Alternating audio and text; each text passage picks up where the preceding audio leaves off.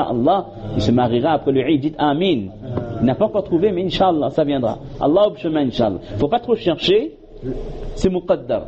Allah va envoyer au moment voulu, Inch'Allah. Wazama dit, Ya ma'shar al-shabab, oh les jeunes, man istata'a, un hadith très connu, celui qui peut, qui se marie. Maintenant, si quelqu'un, parce que, فإنه أغض للبصر, quand quelqu'un se marie, il peut protéger son regard. Et jusqu'à la fin du hadith, le prophète dit, mais celui qui ne peut pas se marier, quelles que soient les raisons, فَعَلَيْهِ بِالصَّوْمِ. Le prophète m'a conseillé de jeûner, parce que le jeûne, ça apaise les pulsions, ça réduit les tentations. Sachant que Shaitan circule comme le sang dans le corps, en jeûnant, on sait également que scientifiquement le sang circule moins vite, bref, mais ça c'est pas les tests scientifiques qu'on voulait, mais le prophète alayhi salatu wa salam nous rappelle qu'avec le jeûne, la personne peut se préserver. Et surtout, dans un contexte comme l'île de la Réunion, on a besoin de se préserver. Si après, un samedi après-midi, déjà le mercredi c'est chaud, si un samedi après-midi vous faites le malheur de rester après Salatul Asr 20 minutes, ne faites pas ça, hein. Marshal Leclerc parlait avec des amis, vous envoyez de toutes les couleurs, des belles et des pas mûres. Donc, contrôler son regard, c'est quelque chose d'énorme. Se préserver contre le zina, c'est vraiment le combat de ce siècle. Avec toute l'émancipation de la femme, elle est plus qu'émancipée, elle est, et vraiment, Wallah musta'an, avec l'éducation sexuelle, qui commence déjà en 5e, en 4e, où on éduque nos enfants, on les fait comprendre que à partir de 15 ans, on doit avoir une sexualité déjà épanouie. C'est-à-dire qu'à partir de 15 ans, il est normal d'avoir une vie sexuelle. C'est ce qu'on apprend à nos enfants depuis la 4e, avec distribution de préservatifs dans les cantines. Ça date pas d'aujourd'hui. On était au lycée, on a eu le bac en 97, d'accord. À cette époque, déjà, au collège, c'est des choses qui se passaient. Donc, nos enfants grandissent de ce contexte, on est en train de normaliser l'adultère. Et c'est un des petits signes de Qiyamah qu'à la fin des temps, l'adultère sera banalisé. Dites une personne, utilisez le mot adultère. Il dit, c'est quoi ce mot? C'est du vieux français. L'adultère, c'est plus un terme utilisé. On va dire oui, ces deux personnes se fréquentent, ils vivent de l'adultère. Non, de le concubinage, trompé de terme. De le terme moderne depuis l'an 2000 et quelques années avant, on parle de concubinage, on ne parle pas d'adultère. Le terme adultère, le terme zina n'existe plus dans le langage courant parce que c'est devenu quelque chose de courant, même de souhaitable. Si quelqu'un n'a pas, si un jeune jusqu'à 17, 18, 19 ans n'a pas de copine, commence à se douter. Peut-être qu'il a des pulsions étranges, ou là peut-être qu'il a des problèmes psychologiques. Il faudrait peut-être consulter, il faudrait peut-être voir ce qu'il n'a pas une frustration de sa jeunesse qui fait qu'il n'a pas confiance en lui, d'accord? Nous sommes là pour contrer ces pensées négatives, parce que nous savons que lorsqu'un mu'min fait le zina, son iman quitte son cœur. Ça c'est grave, ça. C'est extrêmement grave. Quand quelqu'un fait l'adultère, sa foi, le iman ne peut pas rester dans un corps qui accomplit l'adultère. Le iman quitte le corps de la personne jusqu'à ce que cette personne ait terminé cet acte odieux et détestable auprès d'Allah Azza wa Jal. Donc pour se protéger, c'est vrai qu'on vit dans un contexte où c'est pas facile de se protéger, mais une des solutions, c'est contrôler le regard. Ça c'est la clé, parce que le prophète dit le regard c'est sahmun mashoum min suhum iblis min suhum shaitan. C'est une flèche masmoum, une flèche empoisonnée parmi les flèches de shaitan. Tout commence par le regard. Comment est-ce qu'on va tomber, on dit amoureux, c'est plus des termes aussi, d'une femme? C'est tout d'abord regarde. Si quelqu'un contrôle son regard, Inch'Allah, la personne se protège, se préserve, et la personne montre à Allah Azza wa Jal qu'il a le désir de se protéger. Et puis le jeûne, le fait de faire le câlin, de jeûner, ça apaise les pulsions, ça empêche de shaitan d'avoir une emprise sur nous. Et enfin, wa dhakirin Allah kathiran wa dhakirat, bien sûr, ceux qui font le dhikrullah abondamment. Le prophète alayhi salatu wa sallam a dit, on dit un hadith pour le jeune marié, Sanaoullah qui est un jeune marié, 3 mois de mariage, Masha'Allah.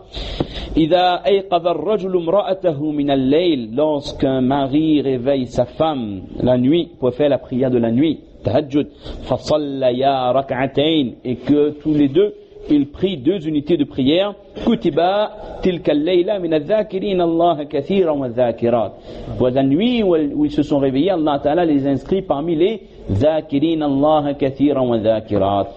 mettre en pratique dès maintenant, Inch'Allah, dès ce soir. Inch'Allah, je pense que c'est déjà fait. Et le prophète m'a dit, Ma amila adami amalan qat anja lahum min adabillah min dhikrillah. La meilleure des choses qui protège un être humain de la punition d'Allah, c'est le dhikrullah. Mais là, bien sûr, on va terminer, on me rappelle, à chaque fois, quand on fait une action, on le fait de manière réfléchie. Le tasbih, le takbir, le tahmid doivent avoir un sens. Quand quelqu'un dit Allahu Akbar, il doit comprendre le sens de Allahu Akbar. Allah est le plus grand. Il doit bien intégrer que quand je dis Allahu Akbar, je fais l'éloge, je fais les louanges de mon Seigneur qui est le plus grand, le plus fort. Et là, il se rappelle le hadith qu'on avait cité, la bague qui est jetée dans un terrain vague, le premier ciel par rapport au second, etc., etc.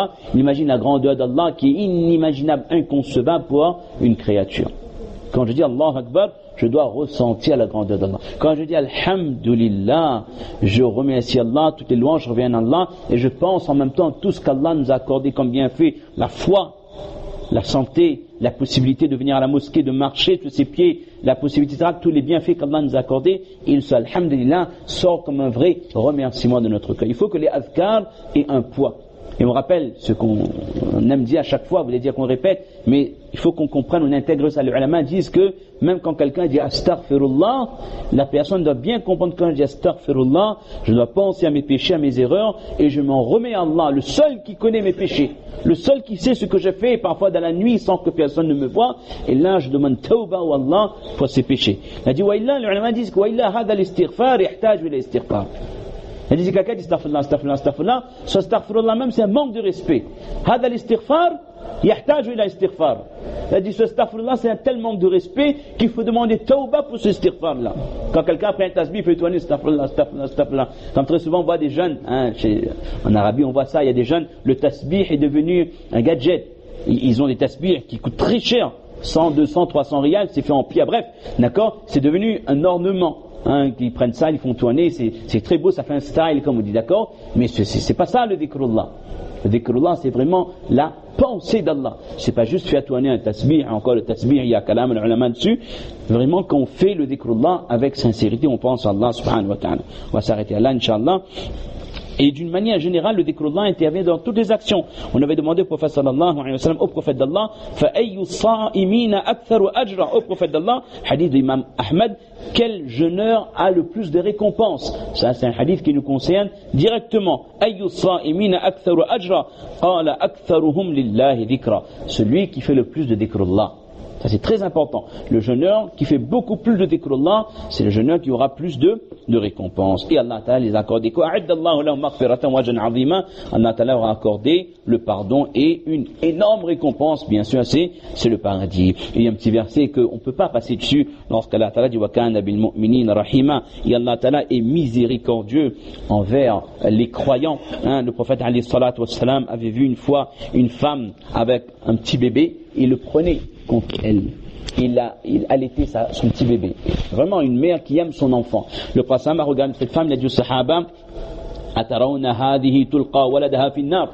Pensez-vous que cette femme, cette maman, si elle le pouvait, wa hiya taqdiru ala dhalik, est-ce qu'elle aurait jeté son enfant dans le feu? Pensez-vous que ce cas de figure est possible? Qalu la, on ne dit jamais au prophète d'Allah. Le prophète dit fa wallahi Lallahu arhamu bi'ibadihi min hadihi biwaladiha. Je jure par Allah, je fais le qasam par Allah qu'Allah Ta'ala a plus de raham, de pitié pour ses serviteurs que cette femme pour son bébé. Autant pour vous, c'est inconcevable qu'une maman prenne son bébé et jette dans le feu. Allah Ta'ala n'a pas envie de jeter un serviteur dans le feu. Allah Ta'ala a plus d'amour, de pitié, d'affection pour un serviteur, pour un croyant, qu'une maman pour son propre bébé. Quand on voit que notre Seigneur, il est miséricordieux de la sorte, Allahu Akbar, on doit rechercher sa miséricorde. Il est tellement facile d'obtenir la pitié et la miséricorde d'Allah. Il suffit de lever les mains, il suffit de faire un effort, de faire l'intention de se rapprocher d'Allah. Donc nous allons profiter au maximum de la dernière décade qui va commencer bientôt pour essayer d'obtenir le contentement d'Allah, l'agrément d'Allah, le pardon d'Allah durant ce mois de Ramadan, et surtout faire l'intention ferme, mes chers frères, à partir de ce mois, de changer notre vie. Il ne faut pas qu'à partir de Shawwal, à partir de Eid, nous revenons vers nos mauvaises habitudes. On avait expliqué au Latanier il y a quelques jours, on le répétera par la suite ici, les 2 semaines qui vont suivre le Eid, ce sera une épreuve pour le croyant. Parce que Shaitan sera de retour, Shaitan va essayer de rattraper le temps perdu avec les waswasa, les insufflations. Il va essayer de nous ramener vers les péchés. Ceux qui buvaient et qui se sont arrêtés de boire, Shaitan va essayer de les ramener vers la boisson en les persuadant que tu as fait un bel effort. Maintenant c'est bon, attends le Ramadan 2013. Ceux qui faisaient un peu trop la fête le samedi soir, Shaitan va essayer de les persuader que maintenant il faut recommencer. Ceux qui, etc., etc. Donc Shaitan va essayer de faire un maximum d'efforts sur nous. Et il faut bien demander à Allah de l'aide, qu'Allah nous aide à lutter. Ça va être une guerre acharnée contre Shaitan après le Eid. Mais si on tient ferme, Allah donnera istiqama. On était un petit peu long, je vous demande de m'excuser, mais bientôt, dans quelques jours, si on ne fera pas programme, parce qu'il y aura le Khatm al-Qur'an ou Moufia, donc on ira là-bas. Donc ça c'est 2 programmes pour le programme de lundi. Subhana rabbika rabbil izzati amma yasifun, wa salamun ala al-mursalin, wa akhiru da'wana alhamdulillahi rabbil alamin.